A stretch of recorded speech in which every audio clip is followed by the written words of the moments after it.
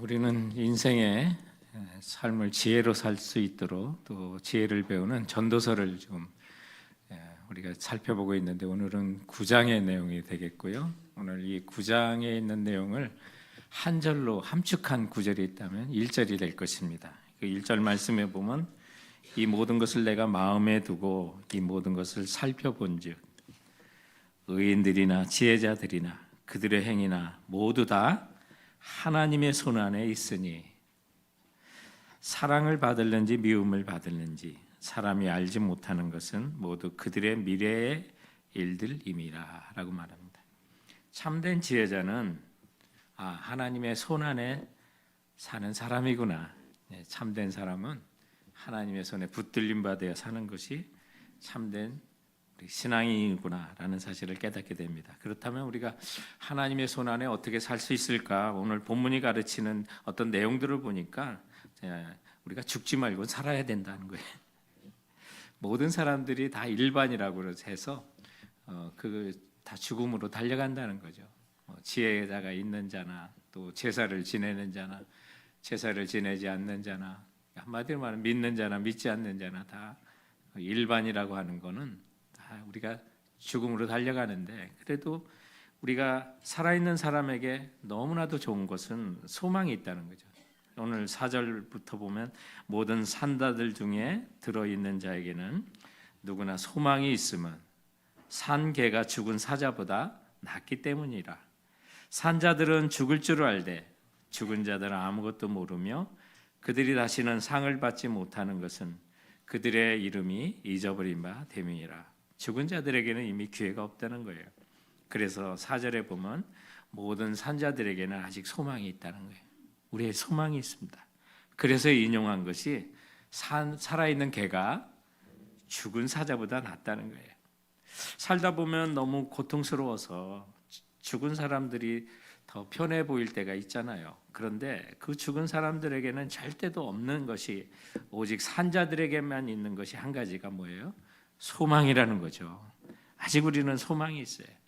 아직 기회가 있다는 거예요. 이렇게 우리가 살 수 있는 그 기회의 소망이 우리에게 있다는 건데, 그러면 이 소망을 온전히 이루고 하나님께 정말 인정받는 삶을 살기 위해서는 우리가 어떻게 살아야 될까? 그 지혜를 오늘 9장을 통해서 우리가 살펴볼 때, 첫 번째로는 우리가 하나님의 주권을 인정하는 삶을 살라는 거예요. 우리 인생이 다 하나님 손에 달려있지 않느냐, 그리고 모든 사람이 다 죽지 않느냐, 모든 사람이 다 죽음으로 향해 가고 또 그 끝은 똑같다. 그러나 우리 살아있는 자에게는 소망이 있는데, 그 소망이 뭐예요? 우리가 정말 하나님의 주권, 우리 인생이 하나님 손에 달렸습니다. 내가 하는 비즈니스 하나님께 달렸습니다. 내 인생이 하나님께 달렸습니다. 그것을 알고 살라고 말씀하고 있는 거예요. 솔로몬이 자신이 가진 지혜를 다 동원해서 열심히 연구하고 또 수많은 사람의 삶을 살펴본 거예요. 그런데 그 보니까 그 중에는 의롭게 살려고 노력하는 사람도 있고, 또 스스로 지혜가 있다고 생각하며 살아가는 사람도 있지만, 결국 그 모든 미래가 일반이에요. 죽음이에요. 그러니까 그 생명이 하나님 손에 달려있구나. 자신이 의롭게 산다 해도 그 미래가 보장되어 있다고 자신 있게 말할 수 있는 사람이 누가 있느냐. 내가 지혜롭게 산다 그래도 나의 인생의 10년 뒤에 내 미래가 어떻게 될 거라고 자신 있어 하는 사람이 누가 있겠느냐. 심지어 우리가 밤새 안녕이라는 말까지도 하고 있는 이런 세상 속에 정말 내 인생의 10년 후가 이렇다고 정말 자신 있게 외칠 사람이 누가 있느냐. 다 우리의 미래가 하나님 손에 달려있다. 일의 승패도 결국 하나님 손에 달려있고 우리 생명도 하나님께 달려있구나. 그래서 정말 나의 주인은 내가 아니라 하나님이시구나. 그 사실을 깨닫는 자가, 그게 소망을 이루는 삶이라고 하는 거예요. 이것이 세상을 살아갈 때 어떤 정해진 운명을 따라서 살아가는 운명론은 결코 아닌 거예요. 그렇게 하나님이 손에 나를 붙들고 있구나, 내 생명이 그분에게 달려있구나, 이렇게 하나님의 주인 되심을, 주권을 인정하고 살아가는 자에게 하나님의 축복이 뭐가 있을까? 손으로 우리를 붙드신다. 시편 37편 24절에도 동일한 말씀을 하는 거예요. 저는 넘어지나 아주 넘어지지 아니함은 여호와께서 손으로 붙드심이로다. 할렐루야. 이 말씀을 주목해 보세요. 우리 믿는 자도 뭐 세상 사람들 다 마찬가지로 하나님의 주권을 인정하는 자도 그렇지 못한 자와 함께 넘어질 수는 있다는 거예요. 우리도 넘어져요. 우리도 실패를 경험하고 건강의 아픔도 경험하고 다 그렇게 고통을 동일하게 당할 수는 있어요. 그러나 하나님의 손이 우리를 붙드신다는 거예요. 넘어지지 않도록, 영원히 넘어지지 않도록 붙드시는 거예요. 여러분 비틀거리다 오신 분도 있을 거예요. 또 이번 주에 비즈니스나 많은 부분에서 정말 상처를 당하기도 하고 또 낙심하는 많은 일들이 있을 거예요. 기억하세요. 우리 넘어질 수 있어요. 그러나 저는 넘어지나 아주 엎드러지지 아니하는 것은 여호와의 손이, 하나님의 손이 우리를 붙드시는 걸 믿으시기 바랍니다. 좀 이 당당함으로 일상을 좀 살아갔으면 좋겠어요. 이게 고등학생 가운데 이게 좀 건장한 학생이 있었는데 통학을 하는 그 버스에서 시내버스를 타고 왔는데 갑자기 운전기사가 급정거를 하는 바람에 여학생들이 보는 앞에 운전기사가 있는 데까지 그냥 쓸려갔다고 합니다. 돌아가면서도 그 품위를 잃지 않기 위해서 운전기사가 내 이름을 부른 건 아니라네 하면서 당당하게 돌아갔다고 하는데, 우리가 예수 믿는 사람은 이런 좀 당당함이 있어야 돼. 우리가 넘어지지만 아주 엎드리지 않아요. 왜? 주님이 나를 손으로 붙들고 계셔. 일상 속에 주님이 나의 주인 되신과 주님의 주권 속에서 내가 살아가고 있다는 그 당당함이 여러분의 삶의 모습 속에 드러나시길 주님의 이름으로 축원드립니다. 또 우리가 주님의 소망 가운데 우리가 살아있는 동안 우리가 소망이 있는 것은 두 번째로 주 안에서 기뻐하는 삶을 우리 사실 때 그 소망이 저 사람은 진짜 소망이 있구나 라는 것을 우리 삶을 통해서 또 증거가 되는 것입니다. 주님을 신뢰하고 주님의 손이 내 인생을 붙들고 있다는 사실을 우리가 확신한다면 그런 당당함이 묻어나는 거고, 또한 특징이 뭐냐면 매사에 적극적이고 기쁨이 있다는 거예요. 즐거워하는 거예요. 뭐 하나를 먹어도 참 맛있게 먹는다. 즐겁구나. 건강한 사람의 특징 아니겠어요? 영적으로 당당한 사람의 특징이 바로 그런 거예요. 인생을 살아가는데 즐거워하는 거예요. 감사가 넘치고요. 모든 일을 기쁨으로 하는 거예요. 7절부터 9절 말씀에 보면 너는 가서 기쁨으로 내 음식물을 먹고 즐거운 마음으로 내 포도주를 마실지어다. 이는 하나님이 내가 하는 일들을 벌써 기쁘게 받으셨음이니라. 내 의복을 항상 희게 하며 내 머리에 향기름을 그치지 아니하도록 할지니라. 내 헛된 평생의 모든 날 곧 하나님의 해 아래서 내게 주신 모든 헛된 날에 내가 사랑하는 아내와 함께 즐겁게 살지어다. 그것이 내가 평생의 해 아래서 수고하고 얻은 내 몫이니라.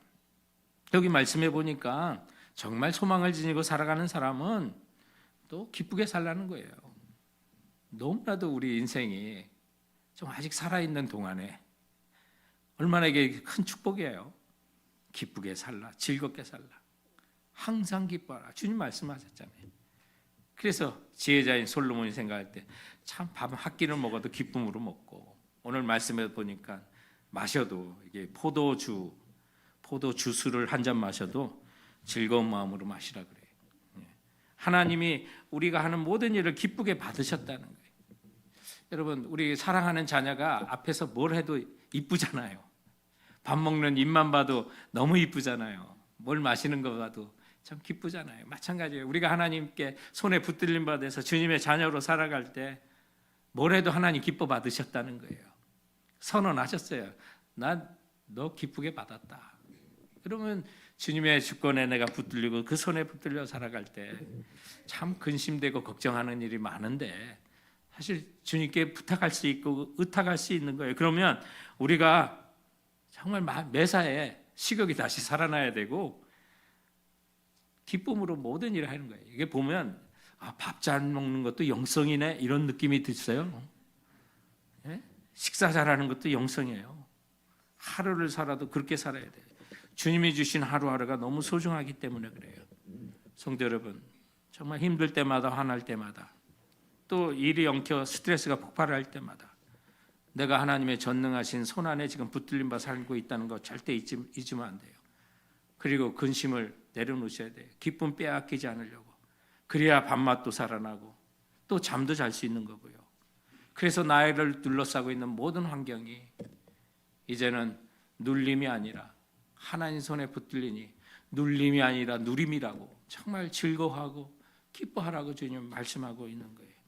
그리고 오늘 솔로몬은 한 걸음 더 나아가 아내와 사랑해서 결혼했으면 즐겁게 살라고 말해요.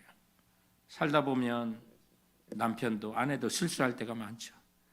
정말 엉뚱한 일을 할 때도 있어요. 그러나 주 안에서 용납하고 과거에 묶여 살지 말고 다 용서하고 사랑하며 즐겁게 살라고 말씀하고 있는 거예요. 매사에 우리들이 인생의 끝은 일반이라고 죽음으로 달려가는데 지금 살아있는 동안 그 귀한 시간, 리밋되어 있는 정말 한정되어 있는 그 시간에 정말 다투면 너무 안타까운 거예요. 주님이.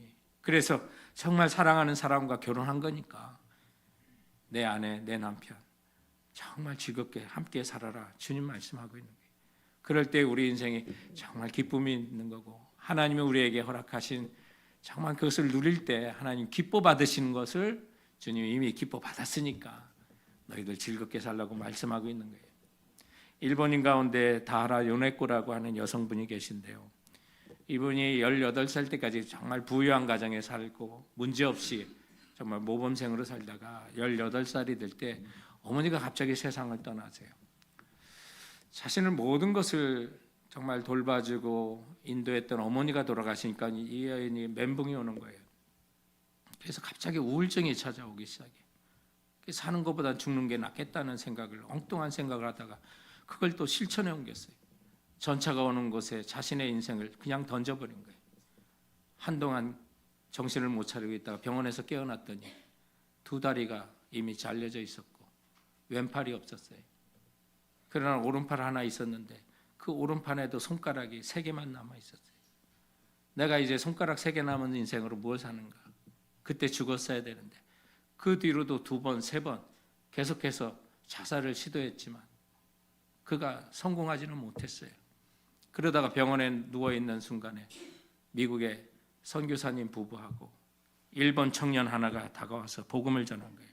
그 청년의 이름은 아키도시라고 하는 일본 총각인데 복음을 전하는데 복음을 전하면서 우리가 너가 사지가 이런 상황이지만 누구든지 그리스도 안에 있으면 새로운 피조물이 되고 이전 것은 지나갔으니 새 것이 된다고 하는 그 메시지를 전해주고 복음을 전하고 갔는데 그날 밤에 잠을 들었는데 꿈속에서도 하나님이 나타나셔서 그 고린도후서 5장 17절에 있는 말씀을 들려주시더래요. 누구든지 그리스도 안에 있으면 새로운 피조물이라. 이전 것은 지나갔으니 보라 새 것이 되었도다 라고 하는데 그 말이 가슴을 울리기 시작해요. 그 밤에 그녀가 예수님을 자신의 구주로 주인으로 영접하고 구원을 받게 되었다고 그래요. 그리고 아침에 밝았는데 아니 예수님을 믿었는데 똑같은 아침인데 세상이 달리 보이더래요.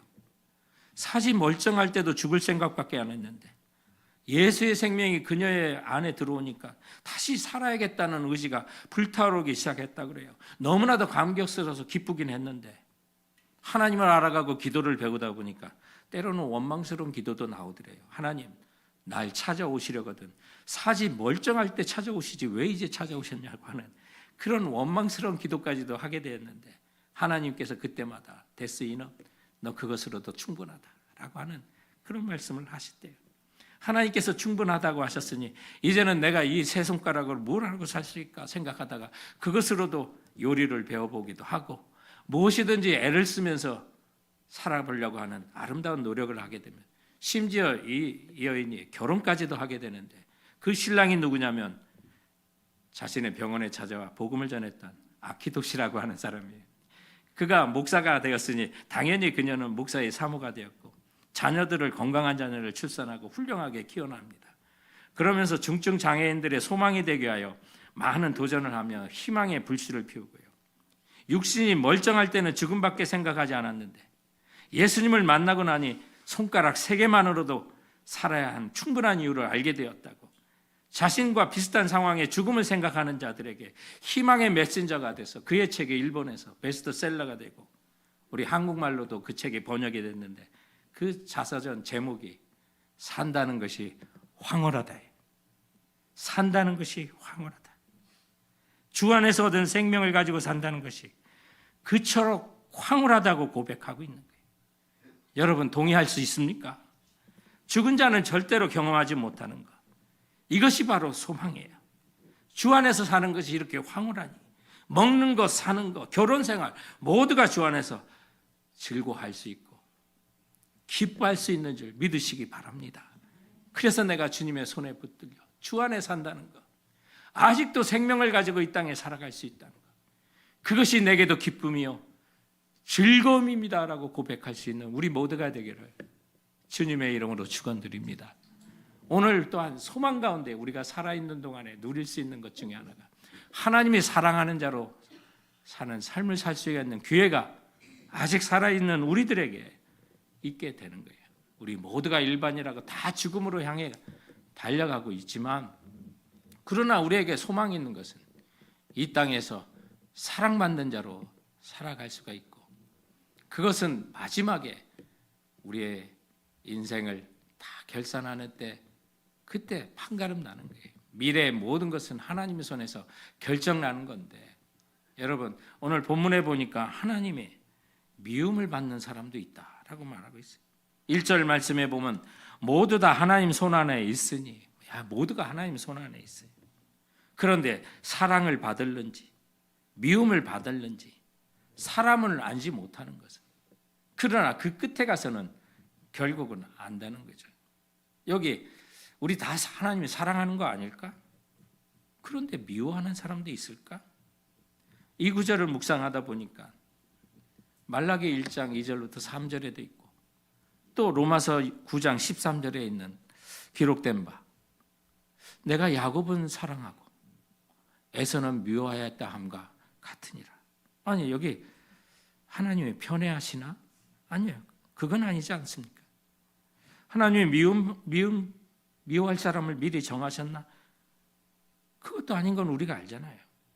그런데 하나님이 야곱은 사랑하고 에서를 미워했던 그 핵심, 오늘 본문 말씀에도 보면 모두 다 하나님 손에 있어 사랑을 받을런지 미움을 받을런지, 어떤 사람은 사랑을 받고 어떤 사람은 미움을 받는다는데 그 뜻이 뭘까?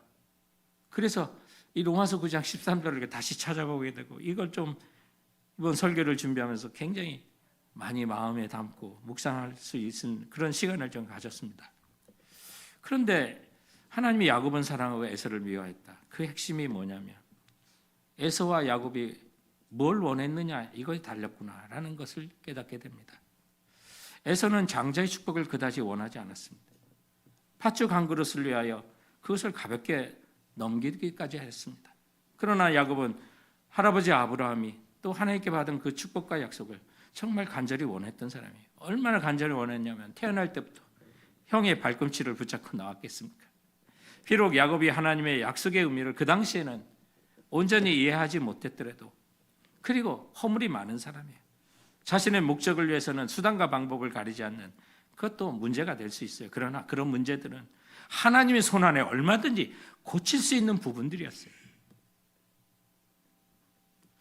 우리가 저 사람 못 고치겠다고 하는데 하나님은 그분의 손 안에 얼마든지 고칠 수 있는 것들이 많아요. 그런데 정말 하나님이 주시는 그 복을 원하지 않고, 내가 정말 하나님을 원하지 않는다면, 내가 하나님의 손 안에 살고 싶어 하지 않고 그 손에서 자꾸 벗어나려고 하면 그런 자들이 정말 소망이 없는 거예요. 에서가 바로 그랬던 거예요.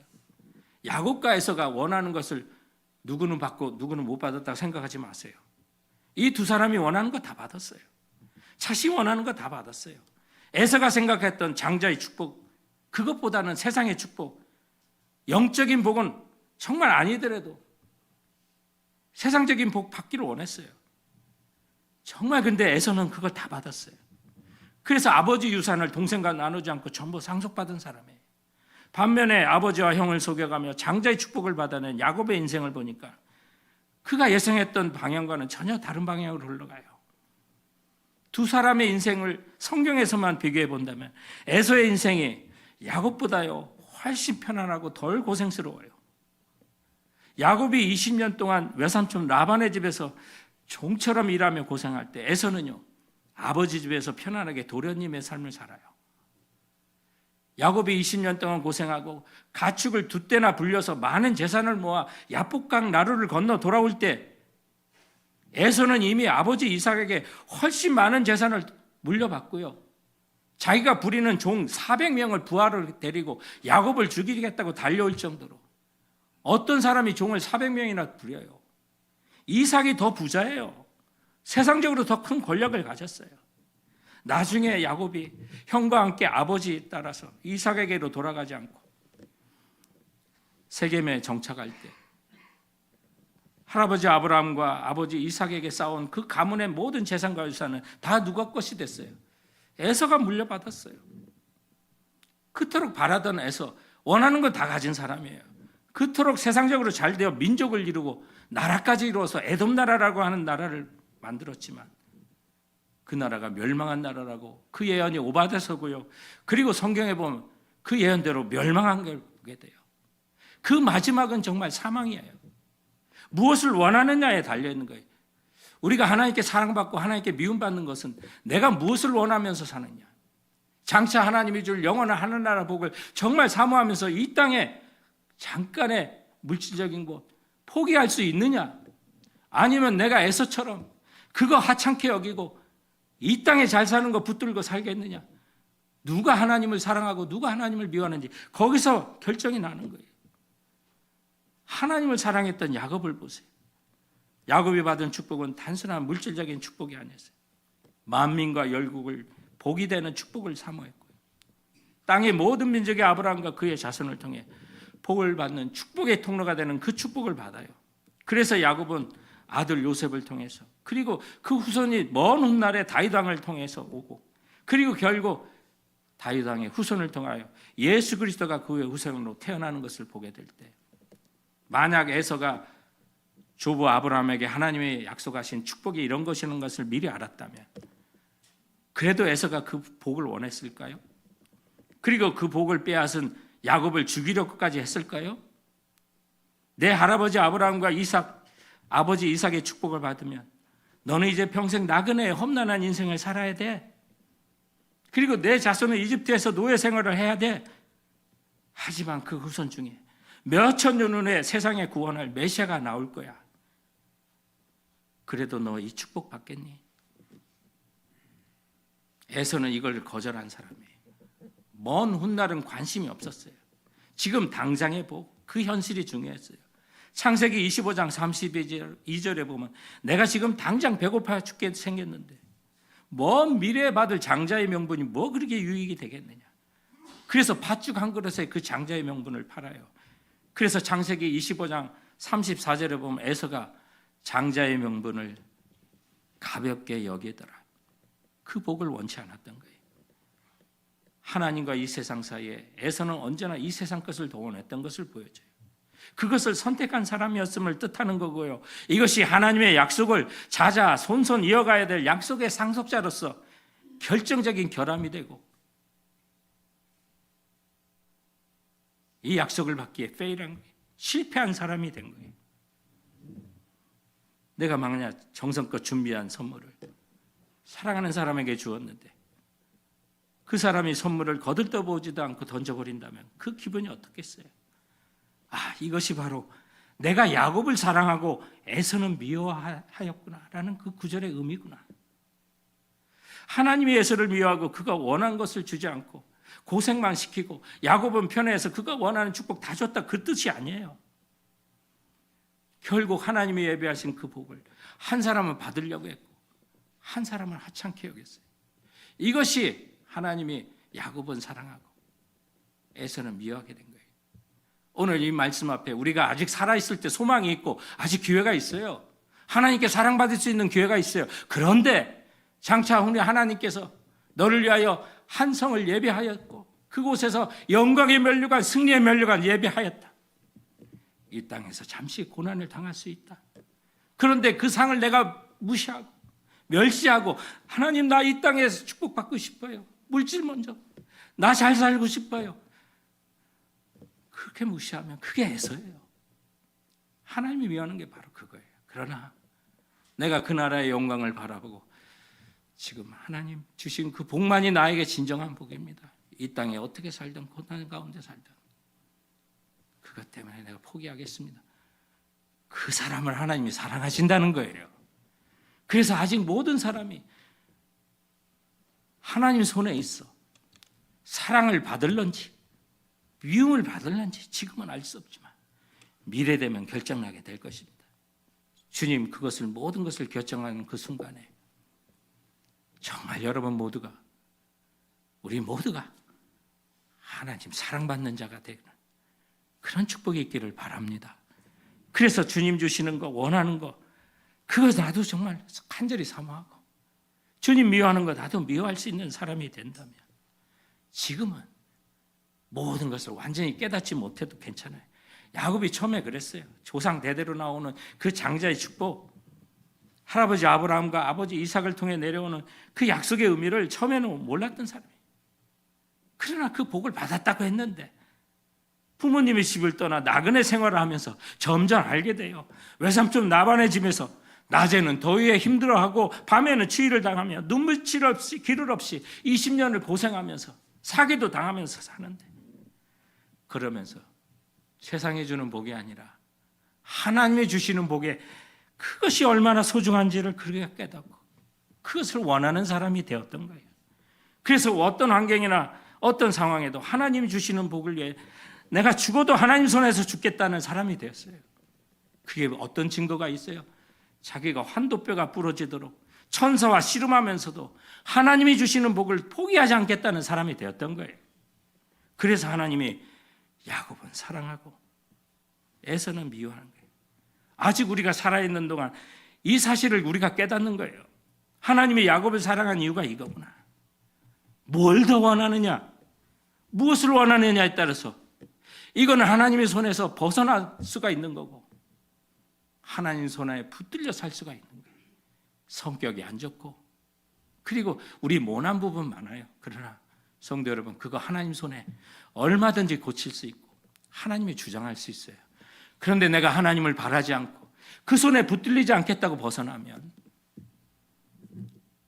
하나님도 어쩔 수 없는 거예요. 그러므로 사랑하는 성도 여러분 정말 하나님 사랑받는 자 되시기 원합니다. 내가 정말 하나님 손에 붙들려 살기 원합니다. 그 복이 아니면 하나님 나 어디서 그 복을 받겠습니까? 주님이 주시는 그 복을 위하여 이 세상에 그토록 귀한 것 때로는 육신의 정욕으로 당하고 안목의 정욕으로 당하고 이색의 자랑으로 다녀오지만 그거 쓰레기로 여기고 주님이 주실 그 복을 사모하며 달려갑니다. 내가 주님의 손 안에 붙들림 받아요. 하나님께 사랑받는 자 되기 원합니다. 이 소망으로 살아가는 그리고 이 소망으로 우리의 남은 인생을 살아가는 우리 모두가 되길 주님의 이름으로 축원드립니다. 저희 눈을 감고